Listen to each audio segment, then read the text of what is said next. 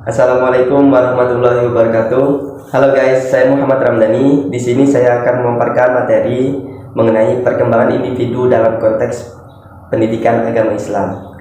Oke, adapun mengenai sub-sub dari judul yang telah saya sampaikan tadi, yang pertama yakni mengenai makna perkembangan, yang kedua mengenai proses, tugas dan juga prinsip perkembangan, yang ketiga yakni mengenai perkembangan motorik, kognitif, sosial, dan moral. Adapun makna perkembangan yakni proses perubahan yang terjadi akibat terjadinya pematangan dan pengalaman. Jadi, apabila seorang anak yang belum bisa membaca dan seorang anak tersebut melatih dirinya untuk bisa membaca, maka secara tidak langsung terjadinya ada proses pematangan, maka anak tersebut akan mengalami sebuah perkembangan. Untuk yang kedua yakni mengenai proses. Proses perkembangan di sini ada 4 macam. Yang pertama, proses balita yang terhitung dari mulai lahir yakni 0 tahun hingga 0,5 tahun. Jadi seorang anak yang terhitung dari mulai lahir hingga 5 tahun itu terhitung masih umur balita. Untuk yang kedua yakni masa anak. Masa anak di sini terhitung dari umur 6 tahun hingga 12 tahun. Adapun masa remaja yakni yang terhitung dari 12 tahun hingga 21 tahun. Dan untuk masa dewasa yakni terhitung dari 21 tahun hingga seterusnya. Untuk yang selanjutnya yakni tugas perkembangan.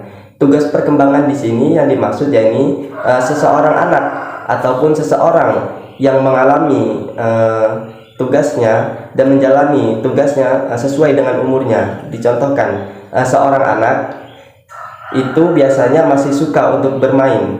Dan untuk seorang remaja biasanya itu lebih cenderung pada proses pendidikan. Dan untuk seorang dewasa itu biasanya lebih cenderung untuk mencari jati dirinya atau mencari pasangan hidupnya. Oke, untuk yang selanjutnya yakni prinsip-prinsip perkembangan. Adapun prinsip perkembangan salah satunya yakni seseorang berkembang dengan kecepatan yang berbeda. Jadi bisa saya analogikan apabila dalam satu kelas seorang anak memiliki umur yang sama, namun dalam perkembangan selanjutnya seseorang anak tersebut memiliki perkembangan yang berbeda.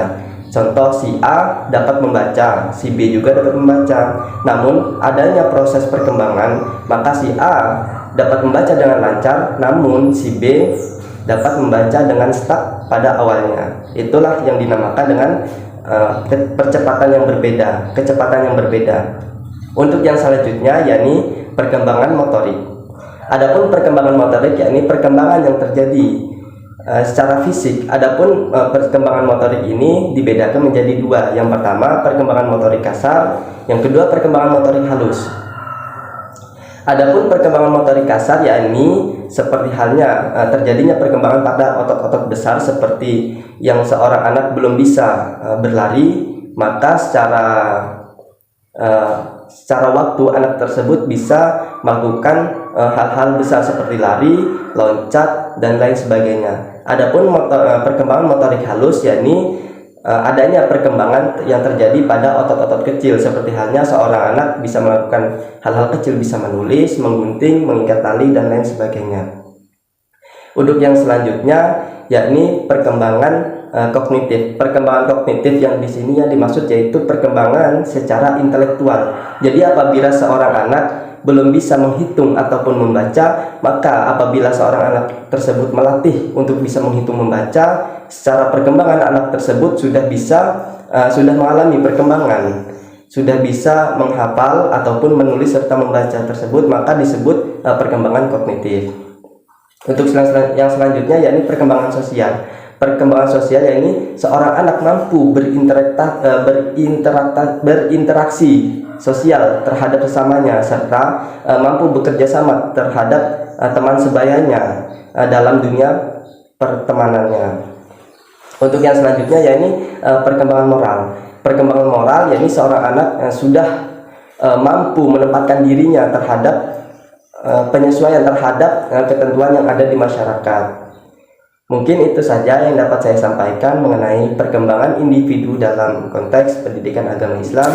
Apabila terjadi kesalahan, saya Muhammad Ramdhani mohon maaf kepada Allah, mohon ampun. Wallahul muwaffiq ila aqwamit thoriq. Wassalamualaikum warahmatullahi wabarakatuh.